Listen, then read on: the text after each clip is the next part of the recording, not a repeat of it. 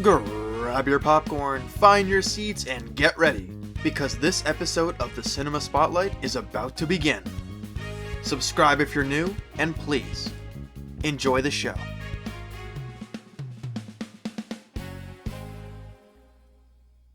Hello everybody, and welcome to the Cinema Spotlight.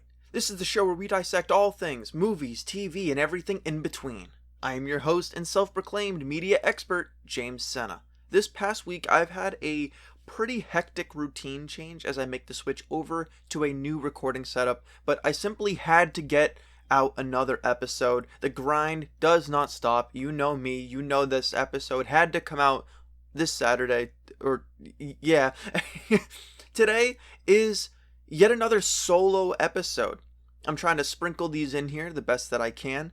And so I actually tinkered with the structure a little bit. I allowed myself the freedom to do that. For today's episode, we're starting off with our tried and true Oscar watch, followed by a segment of bold predictions. And we'll close out the episode with a Q&A, questions that I received from you, the audience. Here's an official spoiler warning for any and all content discussed here today, and if you wish to skip around to avoid spoilers, you can find timestamps in the description, both on YouTube and Spotify for your convenience. That said, let's shine a spotlight on The Sound of Freedom. Oscar Watch.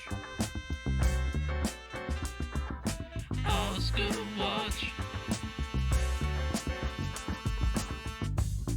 Until the strikes are over, I made a promise to spotlight movies not associated with the AMPTP. And also, really quick, in the episode where I talked about the strikes, I think I said AMPTV, so I'll formally apologize and just give a quick little edit in retrospect, because I realized it a little too late after the fact. But anyways, that's besides the point. We're starting off with a potentially controversial movie, and I'll get into why a little bit very soon.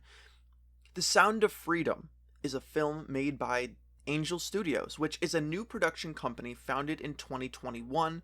It uses equity crowdfunding as a means to finance its productions, which I'm noting because this typically correlates to a generally small-scale budget, which I personally deem at least a little bit relevant when considering a movie as a whole. I mean, some movies, just really quick on that, some movies with the small scale budget, it sort of caps the ceiling of how good the movie can be. If you have an unlimited budget, realistically the movie should in theory be like the sky's the limit type thing, where if you have a very limited budget, you're kind of working with what you got. And that doesn't mean that it can't be a great movie, but it makes it a little bit harder to get there. It takes a lot more work to achieve that. Now, it's my understanding that this movie stirred some people up. And look, okay, I'm here to tell you that I, James Sena, am viewing this movie entirely on its artistic merit. Let me say that again. On its artistic merit. If I either critique or praise this movie, it's coming from an individual that quite simply just loves movies and loves talking about movies. So I don't want to hear all this shenanigans in the comments of how dare you cover this certain movie. I'm here to cover any and all movies. That's what I talk about. I say any and all content, all things entertainment. That's what I do, and I'm gonna give my unbiased take.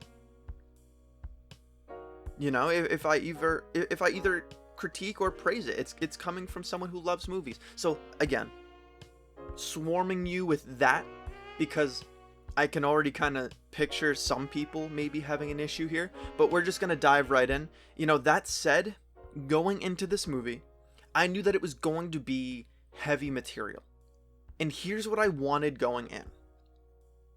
I wanted to be brought to tears, to have my adrenaline amped. I wanted the tension, I wanted the stakes. That all needed to be there. For a topic like this, that all needs to be heavily present in a movie like this. And more importantly, I want the movie's intent to be felt. And that's something we're going to talk about a lot today with the movie's intent. And, well, I hope, again, I hope all that makes sense, and we're gonna dive right in. If this episode sounds a little scripted, by the way, apologies. I'm gonna definitely give my honest thoughts. Like, all this is not pre-rehearsed or any of that, but I've found that it's easier to talk about some of the more difficult topics if I do kind of lay it out for myself. So I will have notes that I'm consulting. It just kind of goes with the process. Now, this movie, because we always have to give props to the people involved, this movie was directed by Alejandro Monteverde, and I have I need to remember how to say his name. Jim Caviezel is how I'm going to say it, as the lead Tim Ballard. Okay. So, let's get into this. If you can't tell, I am very nervous about this segment, because I have a lot to say and I have a lot of thoughts, and I am curious that I feel like I'm gonna upset everyone. So that's why but this is my job. I watched the movie, and I'm telling you, from artistic merit, that's where I'm coming and tackling this movie at. So, okay, James, get out of your head. Quick synopsis. Okay. At its core, this movie is about child trafficking. It shows the terrifying tactics employed, how it affects the children, the parents, as well as the government agents tasked with combating this. We follow Tim Ballard as he makes it his mission to rescue one girl in particular whose brother he had just rescued. There is a plan put to action to bait traffickers to an island, after which the children brought there would be saved. It works, but that one girl in particular wasn't there, so a whole new plan is put in place to save her specifically, which, if you're confused by my phrasing on that, that's intentional. We'll get into that. It works, the children are saved, but the looming notion that there is still so much more to be done remains. And the girl's a drummer, and the noise that she makes is the sound of freedom. So I'm going to throw that in there. So, let's get into the nitty gritty. Let me tell you the good and the bad. Because there is good, and there is bad. I will say that right now. Cinematically, the movie looks beautiful. And it's very important that I'm starting with this topic, because we'll break it down. This segment's going to be a longer one, because I want to be able to explain myself clearly here. So, but I really want to credit. I should have looked up pronunciation on this first name. Where's my buddy Jack Murray when I need him to help with pronunciation? So I'm gonna credit Gorka Gomez. That's how it's spelled, Gorka Gomez, and I'm gonna say Andre Ake. So Andreu. Ake is AEC. I'm just gonna spell it out. If you want to look these people up and give them the love and the credit that they deserve, absolutely go do so, because this cinematography was phenomenal in this movie. It genuinely looks beautiful. Now, let me tell you, a lot of crane shots were used. So those are those overhead shots that tend to sway and follow from above. A lot of downward angles. And you can use those for a lot of dynamic zoom-in shots. Those are crane shots. So, for a film that, again, we're talking about the low budget, it easily could have looked sloppy and homemade, but the movie genuinely looked professional, and it looked very clean and cinematic and beautiful. I use cinematic as an example, or as an adjective here, just to show, like, this is a movie, like the way that it's shot. The movie allowed for me to take it seriously with the lighting that was done within all the cinematography. So that's a huge props to those individuals. The movie genuinely looks great. Now, why am I kind of just beating a dead horse with, the movie looks great? Because if you couldn't tell where I'm going with this, that is probably one of the better things about this movie, but let's talk about one or two more things that I really, really liked. There was a specific monologue from the character Vampiro, played by Bill Camp, that was genuinely, it was a very, very well done and well performed monologue. It got me. It genuinely made me shed a tear. A lot of these monologues where a character is talking about, and again, trigger warning for anyone who needs it for this, it definitely deals with some very heavy topics in psychology just the idea of, in this monologue, he talks about how he either did, was about to, unknowingly sort of do something very not good. And he genuinely, he disgusted himself so much that he almost took his own life. Very, very, very dark, gruesome stuff. This movie has a lot of heavy topics. And that was a moment in the film where I felt that. And I know this is going to sound weird. In a film like this, those are the types of moments that stand out and make it something like you're sitting in your seat and you're going, oh my God. Like, you just react so, like, emotionally and just, it hits you in the heart. It really does. Some of that dialogue and the monologues. Now, here's the thing. I gave the kudos. Here's why this movie suffers. And it really struggles with a couple things here. A few things. And again, hear me out, because I'm going to try to explain it in a way that, because I'm still trying to figure out the best way for myself to say it. It was trying to be something bigger than itself. And I'll repeat that. The Sound of Freedom was trying to be something bigger than itself. Is there something wrong with that? Surface level? Absolutely not. But why is this a problem? Why am I mentioning it? Well, because you can't go into a project when you're the creator and you're the artist and you're coming up with a project. You can't go into it aiming to be a symbol for someone. So I talked about the intent of this movie. This movie's intent was misplaced. I think you had, like I talked about with that monologue, and there was all the tools there for a genuinely impactful story without them shoving it down your throat, which is how I do feel like it came across, at least to me. And here's the best way for me to sort of explain that. Is a hero because they're trying to be? Does that make sense?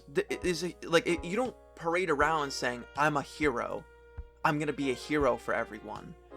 And like every time I save someone, I'm going to let you know that I'm your hero. And that's sort of like what this movie tries to do. Is it's very aware of what it's doing. And rather than letting the movie speak for itself and letting the audience just sort of figure it out and just letting the story exist, it would have been so much more successful in its intent to be that hero. But the fact that they're saying, oh, we're trying to do this, is like, alright. Like, you didn't need to tell us that. Like, you could just do it. It's like a show, not tell sort of thing. So I feel like where this movie really deviated from what I think it should have done was as soon as it started talking about what it's trying to do, that's where it lost me and it took me out of it, because there are way too many scenes in this movie where it feels like, okay, you just did that because you're trying to do a shot for the trailer, or you're doing that because you want that to be a headline. Like, that's, and I don't know how else to describe it than that. Now, my biggest gripe with this movie, again, it is, as I consult my notes here, my biggest gripe is that it has to remind you in like every scene why it's being made. And unfortunately, like I said, it doesn't allow the movie to speak for itself, and even worse, it comes off as cringe. Like, there are genuine scenes where I'm like, why did you do it like that? Like, why did you have that scene play out the way that you did? Because to me, it was just cringy. And I think, had you just not done that, had you not coat every damn scene with this level of, hey, by the way, do you remember what we're making this movie for?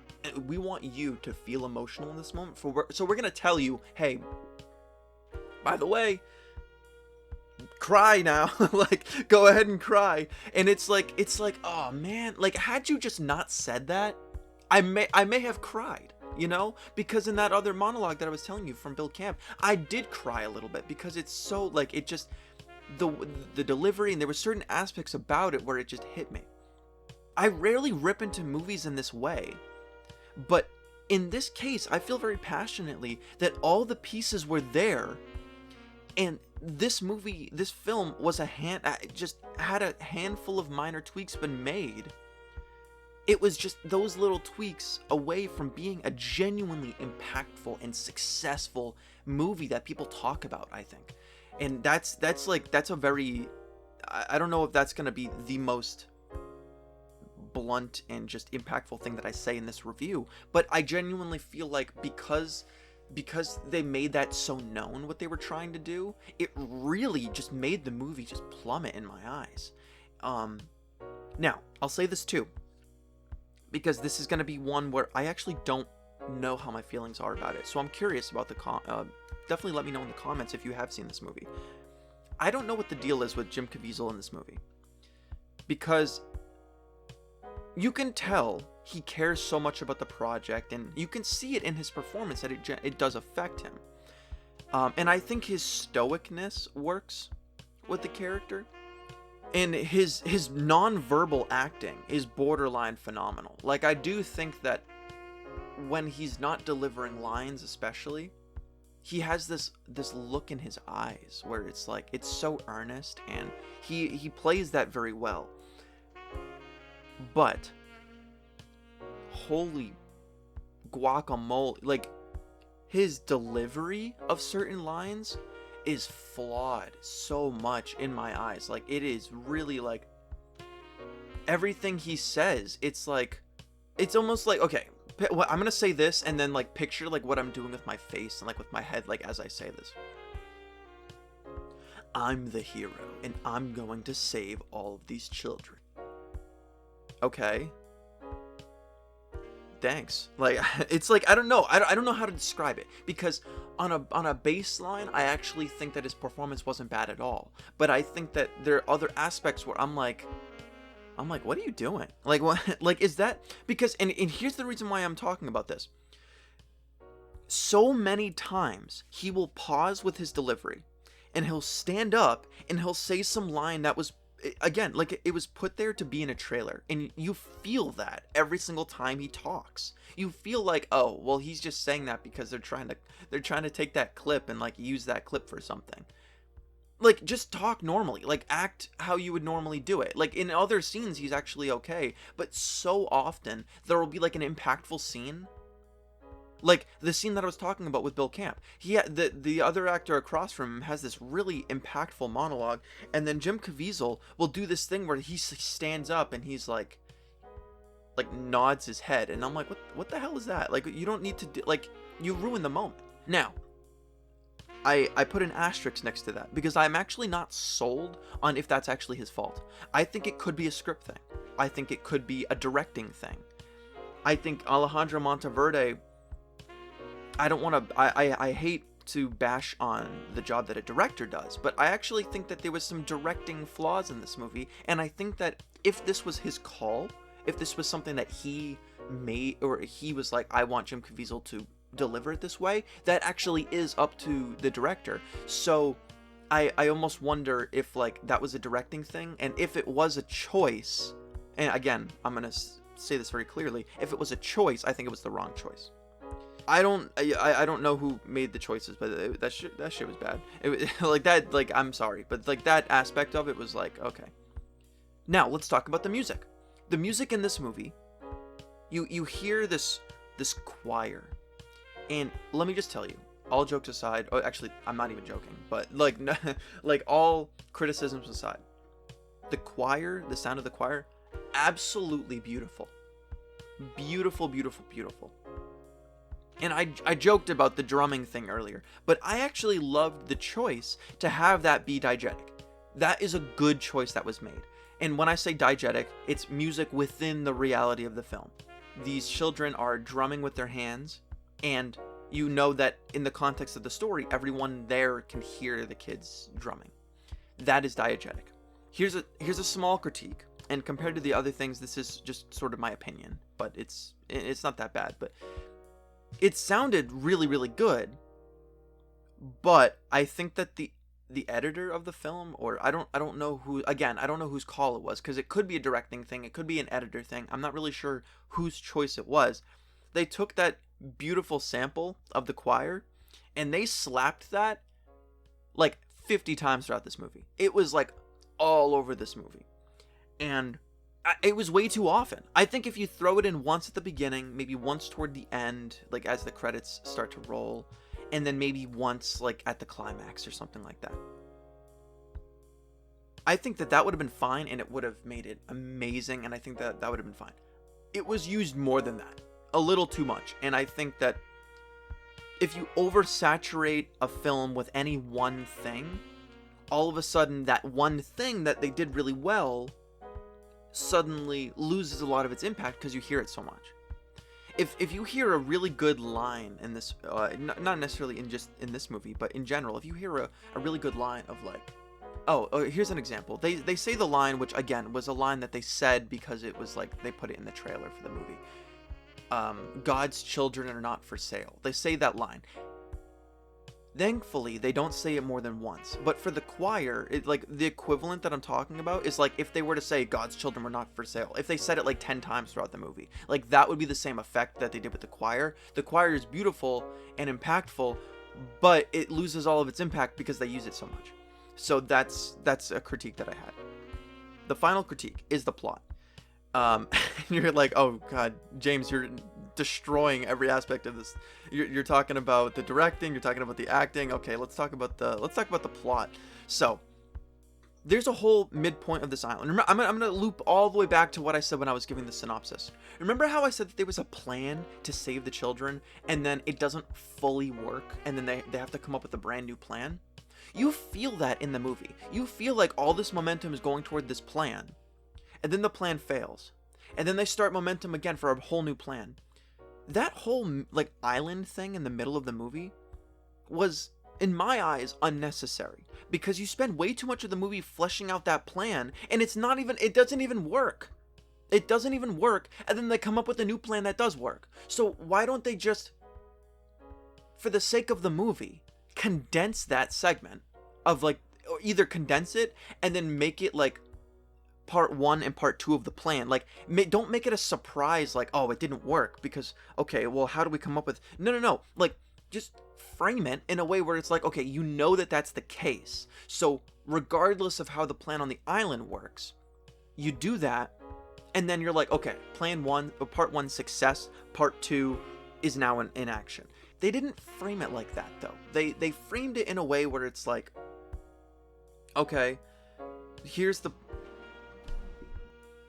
Okay, we're back. Sorry, I had to take a quick cut. There was a motorcycle that would just not leave. So, these are behind the scenes. Stuff doesn't always go right. But anyways, we were talking about the section of the movie where they have the island, and I was saying that if you condense that segment, make it a part 1 and part 2 of the plan, rather than like, okay, here's a plan, it didn't really work, so let's come up with a brand new plan. You can condense that, make the movie shorter overall, which for a low budget movie is absolutely the play. You don't make a low budget movie 2 hours and 30 minutes long. You don't do it. It's not a good choice. It's really not a good choice. Now, because I'll follow this thread here, because I have my notes. I'm going to follow the way that I have my notes laid out. I also would have liked more than just Tim Ballard's perspective, because I think part of the reason why the stuff with Tim Ballard and like Jim Caviezel, like some of it feels a little weird because all we're following is him. So whenever he has an interaction with anyone, we have to get his reaction. And a lot of the time it's like, okay, well, we don't need his reaction. Like, we don't need it. Like, there was a whole scene that went on way too long of him just like typing at a computer, and it almost felt like a college film of like, okay, the camera's on his fingers typing, and it's on his eyes as he's looking at the screen, and it's like, okay, we don't need all that. Okay? I think if you take out a lot of this stuff that we don't need with Tim Ballard, because we understand his character, we don't need to see him typing at a computer to understand like who he is as a person, okay? I get he's the hero, but the refusal to deviate from, okay, this is how Tim is feeling at every moment, rather than showing backstories of different characters, or other locations going on simultaneously, or literally anything else, really hurts the movie as a whole. I think showing more of the villains would have painted a better picture of the scenario. It would have created the stakes, because you're like, oh my god, these despicable people. I'm rooting for this downfall. Like, you're rooting for the downfall anyway, but like, you see the characters once and they expect you to remember what all of the bad people look like, and then they boost them up as this villain, and then they all just like it's like it's so anticlimactic with a lot of these villain characters. If you gave them more time to breathe as characters, because I get it, you're not supposed to like them. Okay, I had actually a very wonderful conversation about the intent behind villains with a good friend of mine, and just what it means to make a character likable or not likable. And I think in a movie like this, it's tricky. In movies like this, it's tricky because you're like, okay, well, this is sort of based on reality. These are not good people. You don't want to like these characters. You don't. But here's the thing. It is, say it with me, it's a movie, okay? It is a movie. If you're going to have a villain, you can't just make the villain this one note, like, okay, they did this bad thing, so they're bad, and that's all you need to know about them. No. We need more details. Tell us about this person. Tell us why. I mean, like, obviously we know why we shouldn't like them, but like, in order, it's almost like if you boost the villain, make the bad people, flesh that out more. It paints a better picture of the stakes, of the essential, like, this plan has to work or else we're screwed. You don't get that if you don't show the villains, because it seems like the villain, like, it makes the villains look stupid, and it takes away all the stakes from the movie. Are you fucking... Because here's the other aspect of it too, I think. I think... Bro, for the love of God! I really apologize. The person on the motorcycle is, like, right outside the house and just keeps driving. I swear it's just driving back and forth. So it's throwing off my train of thought a little bit. So I'm gonna try to just gather my thoughts here. I understand that it's based on a true story. So you need to frame the characters in a certain way. But you're adding more for the heroes, and like if you're boosting the stakes, again, all of this goes to, it's like misplaced perspective. If all you show is Tim Ballard, if that's the only person you show, you're only getting his perspective, it doesn't paint the full picture of the scenario that you're in. It just doesn't. It shows more of like what's at risk. If all we're shown is one person, and then quite frankly that one person isn't super captivating, because I'm sorry to say, if all you're showing is Tim Ballard and a lot of what you're showing of him is useless information, it's not very exciting to watch, and the movie fails because of that, because all we're seeing is just him at his computer or him sitting in a chair listening to someone talk. Like, we need more than just him just reacting. Again, I understand it's based on a true story. Granted, I don't know to what extent. I think there were some statements online saying like, oh, well, actually this didn't happen, so I'm not going to take any, I'm going to take all that with a grain of salt. I'm going to just take the movie for what it is. Again, that's what I said was happening. But this movie easily could have just been the retrieval of the young girl. Her perspective at that camp. Why is this girl so important and we never see her until the very end of the movie after the beginning? Like, we see her, I guess, a little bit splashed in. So I guess that's not entirely correct. But we need more. I mean, give us more. Like, make her a secondary main character. The young actress did a fantastic job. She could have pulled that off. You just give her the time of day to be able to do these things. And I think that the movie would have succeeded. I think if you show the children more, that's the whole point of the movie, right? Is the children? Show the children more. Let them be actual characters rather than plot devices. Like, I think that was another mistake. I think if you flesh out the second rescue plan, because it wasn't fleshed out at all. They spent so much energy talking about the island. And, okay, let me talk about this. I won't discuss it, but I'm aware of the allegory with the island. If you're not, you can go and look that up. I'm not going to talk about it here. And what I mentioned earlier about the film's intent, I think, again, it's another misplaced thing where it's like, it's weird to me that you're trying to do that in this movie because it's irrelevant. It is, like, I don't care what you have to say about that. Like, this is, I will die on this hill. Pick one goal with your movie and, excuse my French, fucking stick to it, okay? Because, again, and the reason why I'm so passionate about this is I think that anyone who's like, well, yeah, but this movie had a lot going against it because it's low budget. Let me tell you, if the cinematography is as good as it was, the budget was not the issue. It was the choices and creative decisions that were made. That was the faults of this movie. So I'm sorry, like, if you're a lover of this movie, I'm gonna clap back. I'm gonna say, listen, I think that there are some serious creative flaws with this movie. I think this movie could have been something great. I'm thinking of like an Argo type movie. Go and watch Argo, and you feel the stakes in every scene. You're at the edge of your seat the entire movie. Make this movie feel like that. Okay? That's what you need to do with a movie like this. Now, I think, because I think that the finale of this movie could have been such a high octane final act, and it just wasn't, because it was like the movie really fizzled out as soon as you get to the island and you realize like the plan everything just kind of works, and then you don't really care enough anymore because you're like, oh well, we got to go get that girl. Okay, well, what are we gonna do? And then go figure, Tim Ballard's like, I'm gonna do it myself. I have to go alone. And it's like, all right, buddy. Like, all right.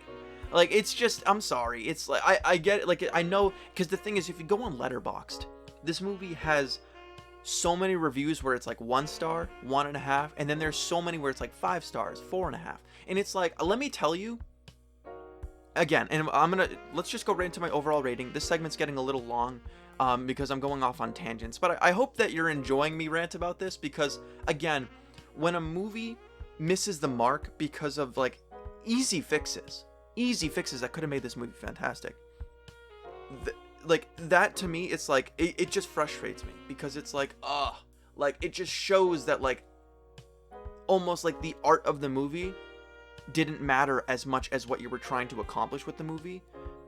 And when you're putting what your goal is with the movie on a freaking billboard, and again, I don't think that there's anything wrong with the message of the movie that they're trying to do, which is to bring awareness to child trafficking. I think that that's a very noble cause, and I think that that alone is at the very least warrant of watching the movie, because I think that it is no matter how you slice it, that should not be a controversial thing, in my opinion. It is an evil in this world, and I think that that should not be the controversial thing about this movie. If I think the controversial thing about this movie is that people are pretending that it's like critically like this great movie, and I'm here to tell you that it's just simply not. But what's my overall rating of this movie? I'm giving this movie a 4.3. Now, if you're saying, whoa, you've been bashing on it, like 4.3 is not a great rating, but based on what you're saying, it should have been a lot lower. And here's the thing. I think there are aspects about this movie that are redeeming. Again, I think the intent behind this movie, I don't think there's a lot of movies that covered the same topics. I think that there were some scenes that I failed to mention that genuinely were, like, it made you feel angry. It did bring out certain emotions. I think if a movie is able to make me cry, which it did with certain monologues and the music and the sound, and in the final scene with the girl drumming, I love the artistic choice to zoom in on her drumming and then ending the movie with a zoom out of her drumming. And I think that was like actually a beautiful choice. So I think that there were some redeeming things about this movie that puts it above garbage level. I think it's not a garbage movie. I think it's still enjoyable, but I think that there are things about this, and when I mean, you know what I say about enjoyable, but anyway, but I think a 4.3 is valid. I think good is like a 5. Are you kidding? Is the motorcycle back? That's strike 3 with the motorcycle. I apologize, folks. That's not. It's really throwing me off. Anyways, this is so when I get to the new studio, hopefully this won't be an issue. It's actually very, despite being in a like a city-esque neighborhood, I actually think that it's much more quiet and serene than it was on just the street. Anyways, as I said, the movie looked and sounded beautiful. I think every area that I have were with creative decisions, which means that this movie had every tool at its disposal to be something great. Will this movie win an Oscar? Absolutely not. Based on merit alone, I don't think it snags a nomination. I really don't. But it is also a very new studio.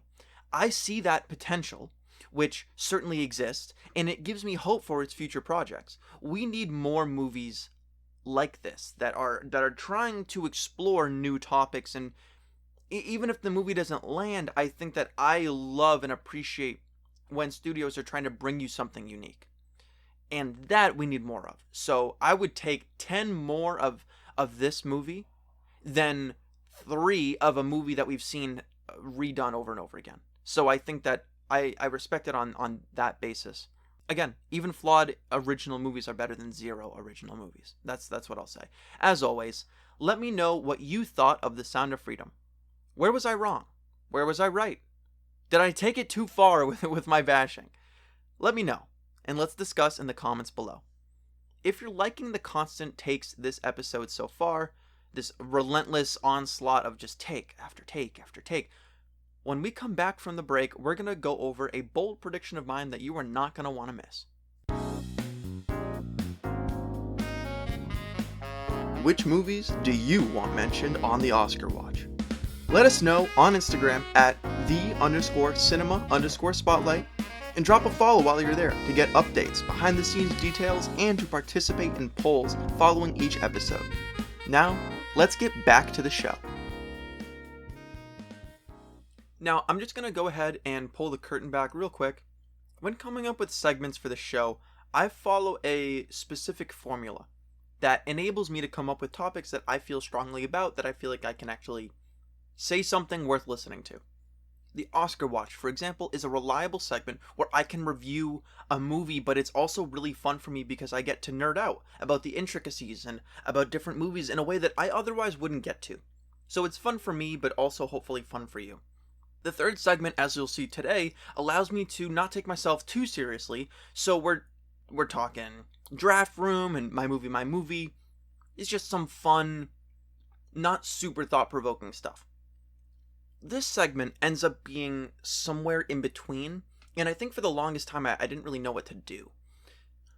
But I think I finally landed on something for this middle segment. So, I think I've done it. I think I've come up with something. So, can you figure out the theme of this middle segment moving forward?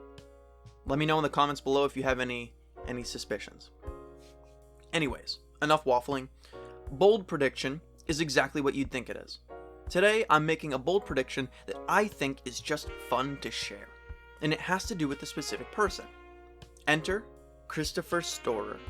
My official bold prediction is that Christopher Storer is going to be one of the next big directors. It could take a few years, but I think he's capable. And now if you're thinking, I would agree with you, James, but I don't know who the hell that is. Well, let me talk about it. So, and I'll tell you a little story. It's going to be a quick little statement here. If you've ever heard of it, there's this show called The Bear on Hulu. It's a pretty short miniseries. It just came out with this season 2 that I'm almost like halfway through, and it's actually very good. It's about a kitchen staff. I'm not gonna give too many spoilers. It has I think his name is Jeremy Allen White, I think is the lead. He's a really great cast, ensemble, a lot of really good things going for it. It's winning Emmys as it should, and if you haven't checked it out before, I definitely recommend it.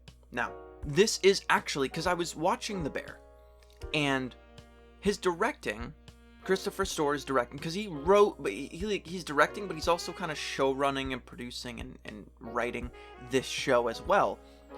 And he's working with Joanna Kalo. I think that's how you pronounce her last name, Joanna Kalo. James, being a bad pronunciator of names, is striking again. She's also great. And I believe there's only been like one other director that they've brought on, and they brought him on for like one episode. Let me see if I can find his name. Rami Youssef. Oh, he directed one episode, and okay, so I actually recognize that name. And here's why. And I'll tell you more about his directing style, but his directing actually struck me, and I was like, wow, like this Christopher Storer guy, he's got some good directing instincts. He makes some really good choices, and I love what he does with the dialogue. And we'll talk about that in just a second. But I looked on Letterboxd at what else this guy has done, because I was like, wow, I really like his directing. He's done Bo Burnham stand-up movies, or like his stand-up specials. He's done a couple different stand-up specials. One of them actually is this Rami Youssef guy. He Christopher Story directed one of his comedy specials. I don't know if he has more than one, but he directed it. And other than The Bear, that's it. No movies. And I was like, oh, really? So he's new then. So he's got to be new. And he's probably been around for a little bit, but the fact that The Bear is like his first project got me thinking. I was like, okay, that's crazy. His first project is a TV show that in its first 2 seasons are winning crazy amounts of Emmys, and literally every person that I've talked to that's seen it talks about how much they love it. If you're only so far he's batting 1,000, which is crazy. Like, not many people do that, where every single thing he's come out with so far that is either a TV or like an actual film. I don't know whether or not I actually include comedy specials as a movie.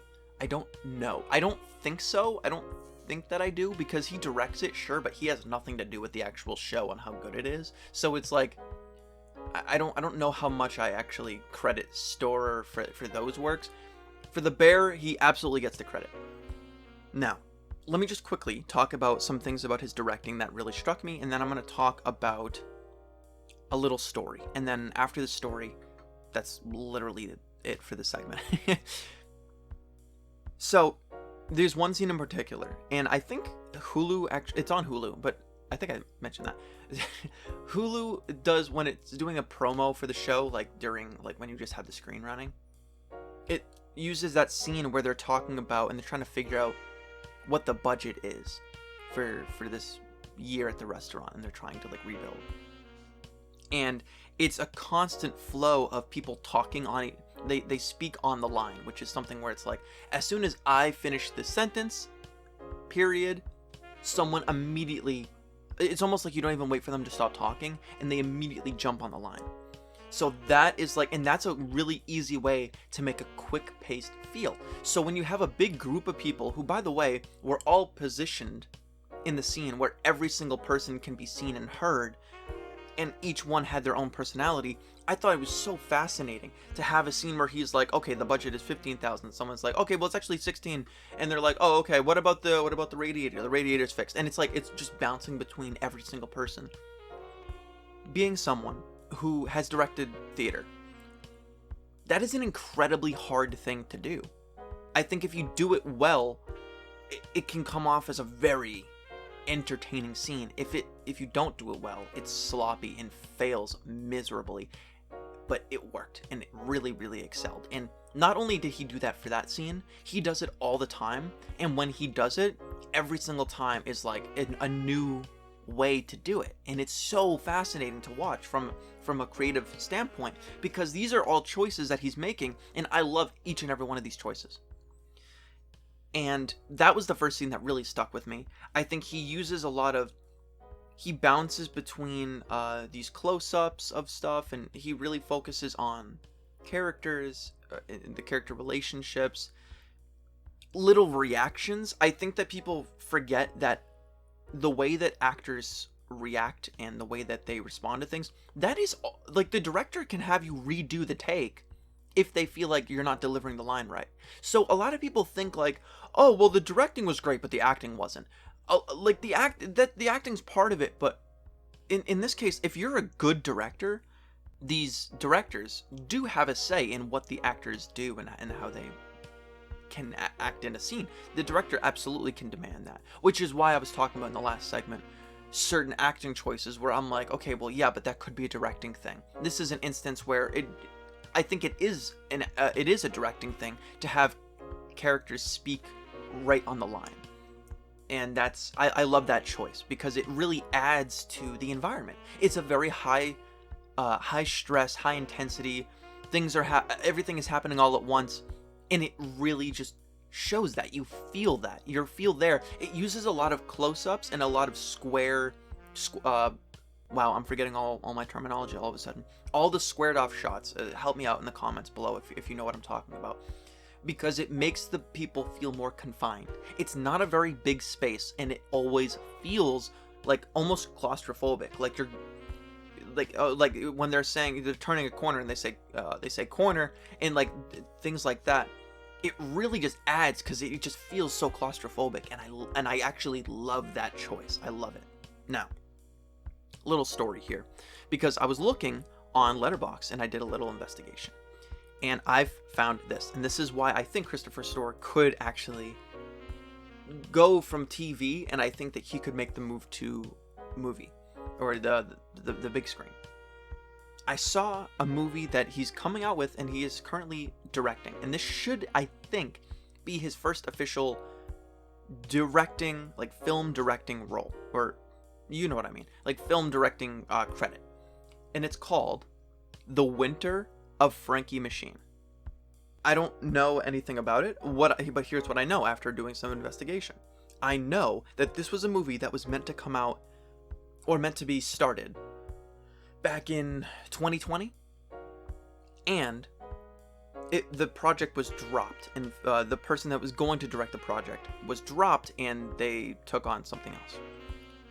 This movie is apparently like a crime drama with maybe some comedy sprinkled in, but it's supposed to be like a mystery, and it's almost David Fincher-esque. Like, I think that this would have been a David Fincher type movie. However, who was supposed to be the director of this movie? Martin Scorsese.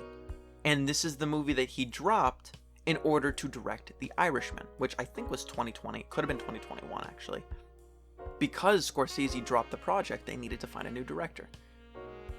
Who else than Christopher Storer? So Christopher Storer is taking up a project that was supposed to be meant for someone like a Martin Scorsese, which... what does that mean? Well, in my eyes, that means that they're trusting Storer to be on a similar level as Martin Scorsese, someone who is widely renowned as one of the best directors of all time. Someone who takes very careful consideration of his craft. And I think that I think that this is a movie, I don't even know anything about it. I don't know. I really don't know anything about it. I don't even think a cast has been announced for it. All I know is this. Christopher Storer is directing. If we're all fans of The Bear, which I certainly am, then this could be an interesting opportunity to say, okay, let's go and support this movie.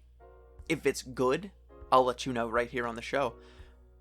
But if it's a good show, or a good movie, and like a really, really well done movie, this is going to be the first in many projects that Christopher Storer is brought on, whether it's an assistant director or potentially a producer, a writer, or an actor. I don't know. They're going to start bringing him on more stuff as a result of his work on The Bear.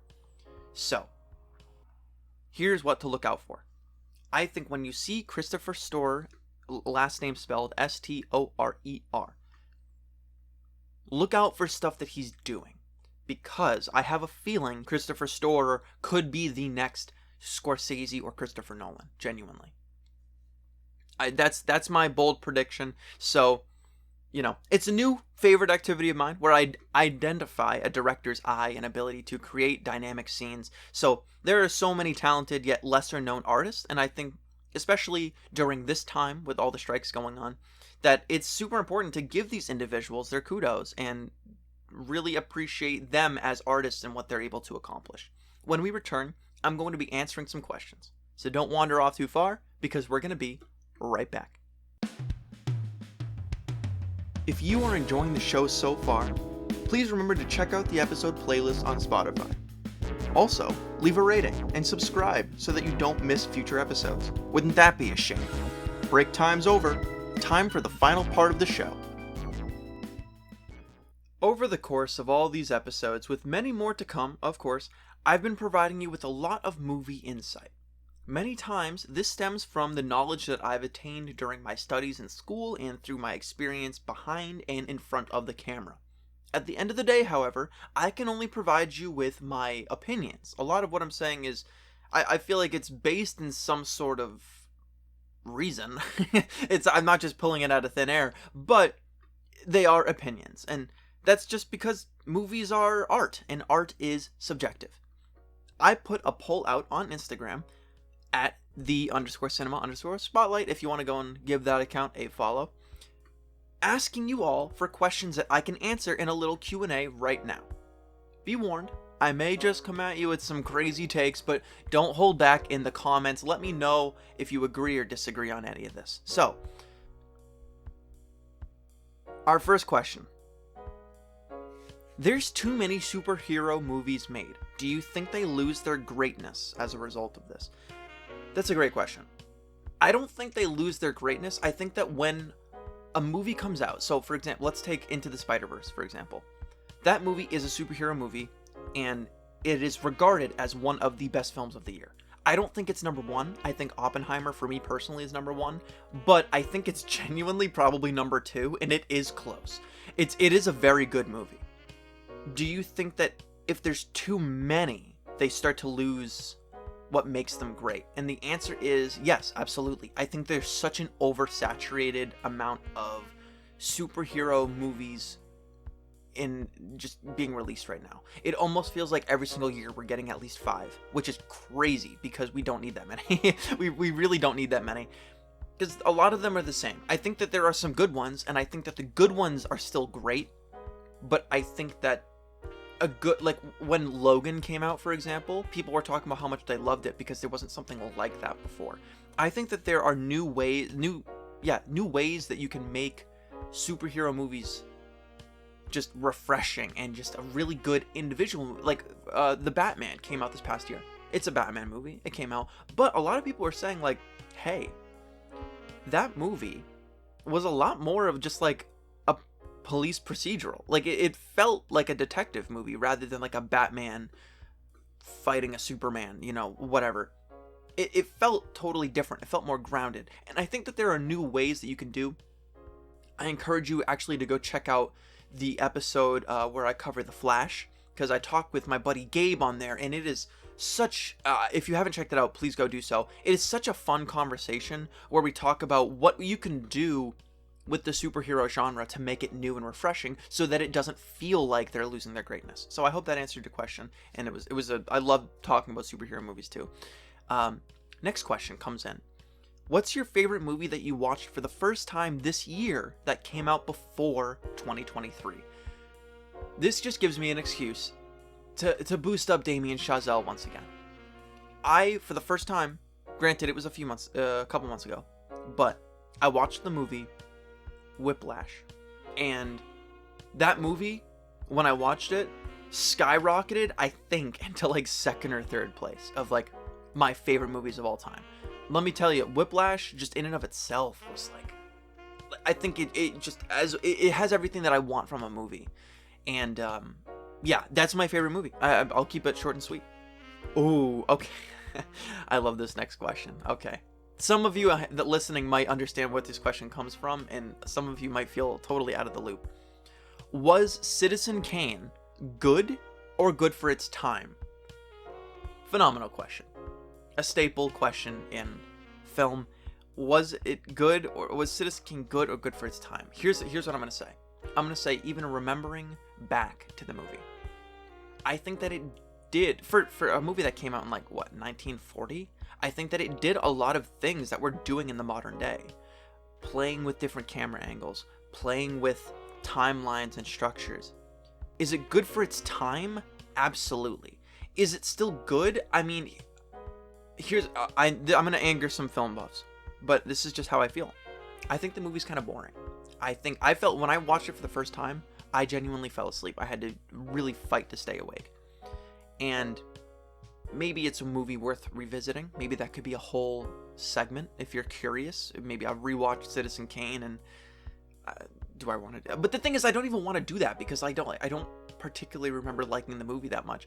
So it's like, is it good for its time? Yes, because it did a lot of things that movies do all the time now in the modern day. So it was actually very ahead of its time. But as a movie itself, does it hold up? I mean, sorta, but I personally would never choose to watch it for fun. So on that basis, I'm going to say it's good for its time. Actually, I would even say that Christopher Nolan kind of does a lot with Orson Welles directed and was the lead in it. And I would say Christopher Nolan actually does what Orson Welles was trying to do better. I don't know if that's a hot take or not, but we'll find out. What are some of the most underappreciated movies of all time? This one, I'm going to keep it short and sweet. There's two that come to mind. And they're among my favorite movies of all time. And I think one of them is a movie that I actually mentioned earlier today. And it just really reminded me of why I loved it so much. Argo. Argo, I believe it was directed by Ben Affleck. Crazy good. If you want a movie that will make you anxious the entire time because you're like, oh my god, please don't go wrong. Please, like, you're worried at every moment that things could go wrong. And I'm not going to spoil it, but oh my god, does it keep you on the edge of your seat. It has a million different amazing performances across the entire cast, and it is just, I know what it's aiming to do. You see its intent, and it successfully does it, which is why I mentioned it when in reference to The Sound of Freedom. I think Sound of Freedom a little disjointed with its intent, but Argo, you feel the intent, and it's a movie that a lot of people don't talk about as often. I never hear anyone talk about Argo. Another one is Mystic River. I never hear anyone talk about Mystic River, but that movie got a nomination. Actually, I believe it was, did he win? Sean Penn may have actually won Best Actor for that movie. Phenomenal movie as well. Gut-wrenching at the end. Oh man, just such. If you haven't seen either of those, go check them out. I think they're very underappreciated. Who is an actor you feel has been overutilized in movies, or one that you're tired of seeing everywhere? I have one, and I don't know if some of you are gonna want to hear it. Maybe some of you will agree, but the one that comes to mind for me is Dwayne Johnson. I'm sorry. Like, I think that we've seen enough roles with him to recognize, like, okay, he doesn't really have range, and a lot of his roles are, I think he's trying to go based off of star power. I think he's like a Marilyn Monroe type figure, which is like a weird thing to say because you're like, The Rock, Marilyn Monroe.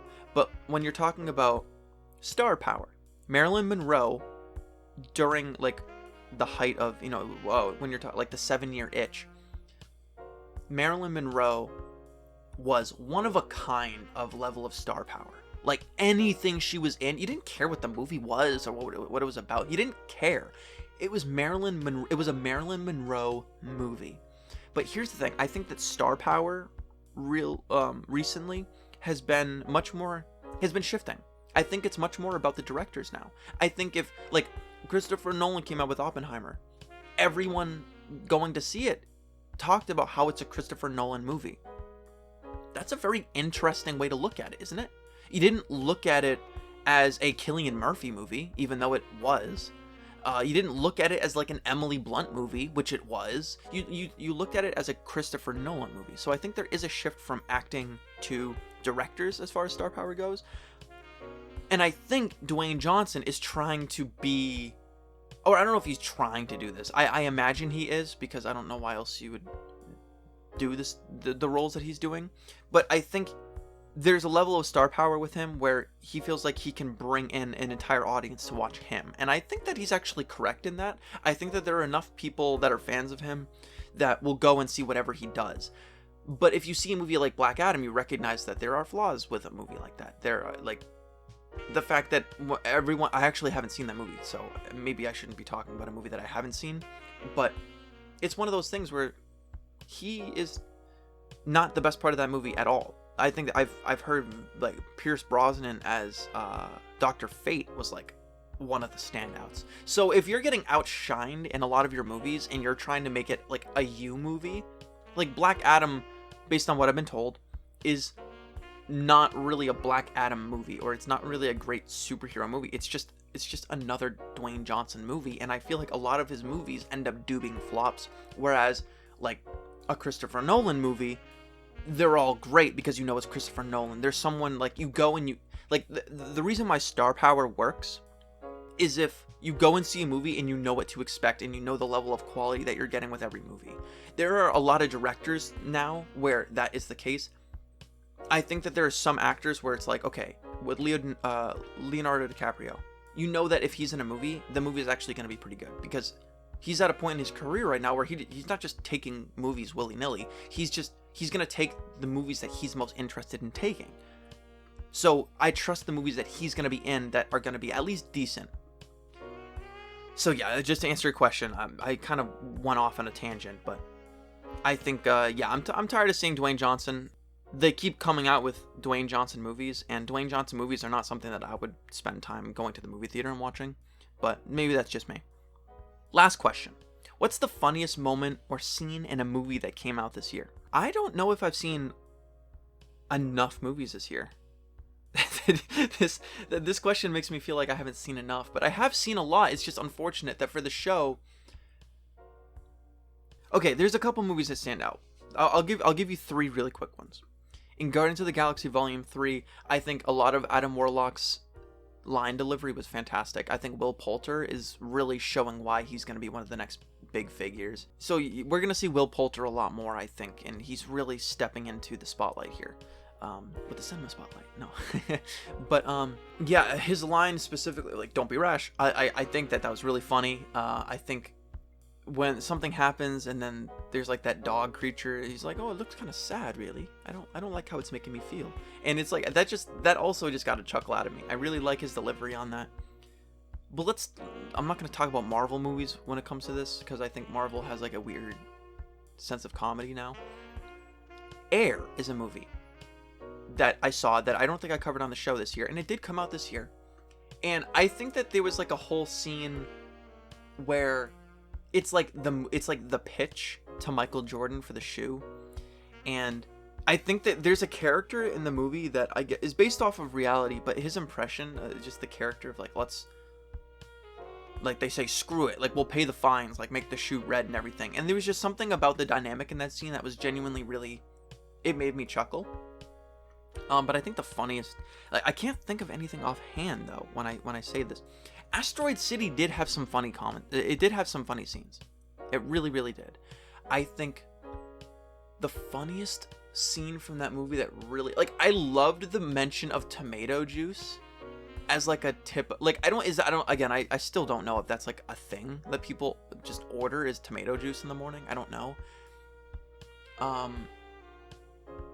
I also loved the idea, like, we talked about it on that episode, Asteroid City with Derek.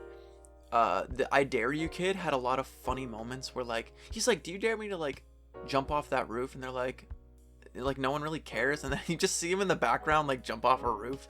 It's just like, it's just so random. And it's like, why? Like, what? It's like the way it was framed was great. So those are some funny moments. I don't know if it was like one exact that sticks to me. I don't know if there's enough.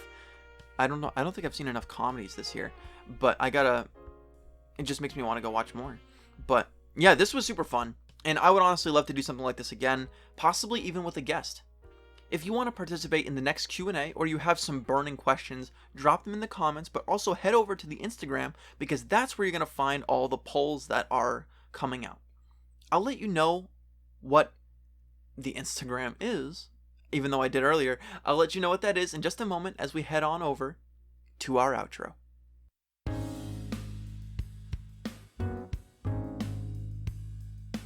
Thank you for listening to this episode of the Cinema Spotlight.